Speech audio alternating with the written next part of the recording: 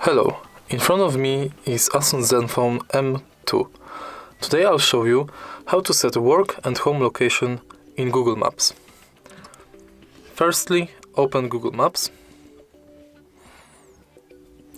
click here and go to Settings.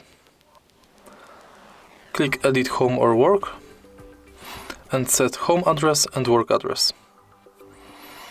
You can set it by entering the address or choosing on the map.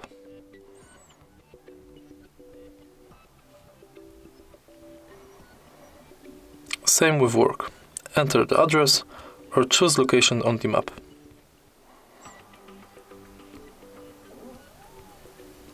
If you find this video helpful, please leave a like, comment and subscribe.